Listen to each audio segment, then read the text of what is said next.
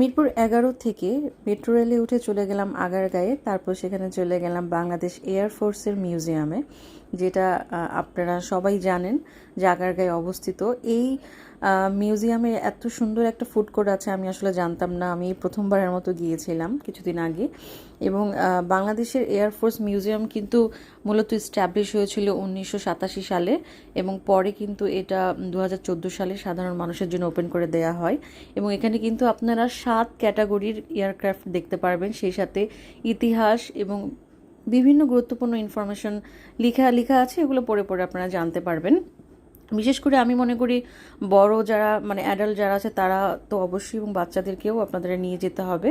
সেখানে নিয়ে গেলে তার ইতিহাস সম্পর্কে জানতে পারবে। এই রবিবার বাদে সপ্তাহে 6 দিনই এটা খোলা থাকে। টিকিট 50 টাকা করে। সকাল দুপুর থেকে বিকেল পর্যন্ত এটা মোটামুটি খোলা থাকে, এবং স্পেশাল যে দিনগুলো আছে এই দিনগুলোতে খোলা থাকে। আর এখানে দেখেন কত ধরনের বম, যেগুলো আমরা এখন জানি যে আমাদের পৃথিবীতে ওয়ার্ল্ড ওয়ার 3-র মতো একটা কিছু চলছে, যেখানে মিসাইল বমগুলো মারা হয়। এগুলো দেখেন এই টাইপের। সো ওখানে গেলে আপনারা রকেট বোম এগুলো দেখতে পারবেন, মানে যেগুলো আসলে সচরাচর মানুষ দেখতে পারে না, সেখানে এগুলো গেলে দেখা যাবে। আর এই যে এই এয়ারক্রাফটটা বা এই প্লেনটা দেখছেন, এটা ভারত আমাদেরকে দিয়েছিল যুদ্ধের সময়, যেন আমরা এটা দিয়ে যুদ্ধ করতে পারি। সো অনেক ধরনের এয়ারক্রাফট আছে, যেহেতু বললাম ওখানে গেলে আপনার ইতিহাস সম্পর্কে খুব ভালো একটা আইডিয়া হবে। আর এটা হচ্ছে একটা রেস্টুরেন্ট। এটা বিশাল বড় একটা প্লেনের মধ্যে ওরা ভিতরে রেস্টুরেন্ট করেছে, খুবই সুন্দর একটা রেস্টুরেন্ট। এটার নাম হচ্ছে হারকিউলিস। এটাতে আপনারা যেতে পারেন, খুবই সুন্দর। আমি ঢুকে তো ভিতরে অবাক হয়ে গেছি, এত সুন্দর ডেকোরেশন করেছে।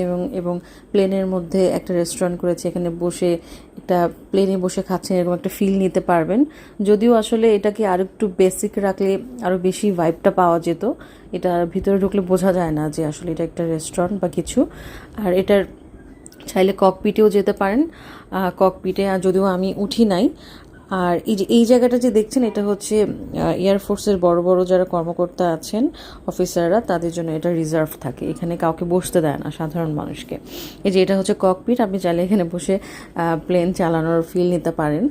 আর এই তো আমি একটু ঢং করছিলাম, যাই হোক। আর এখানে খাবারের দাম মোটামুটি আমার কাছে মনে হয়েছে ভালোই একটা প্রাইস আছে। এবং আমরা খুব বেশি কিছু অর্ডার করিনি, আমরা জাস্ট একটু আসলে এক্সপেরিমেন্ট করতে চাচ্ছিলাম। এই জন্য আমি একটা কাটলেট অর্ডার করেছিলাম, জাস্ট ফর্মালি, যেহেতু বসেছি ওখানে কিছুক্ষণ। আর তারপর দেখলাম যে ওদের রেস্টুরেন্ট আসলে এখান থেকে খাবারগুলো বানানো হয়, সার্ভ করা হয়। রাতের ভিউটা কিন্তু খুবই সুন্দর, অনেক ঝলমলে লাইট জ্বালিয়ে দেয়, এবং আপনি রাত 8টা পর্যন্ত থাকতে পারেন।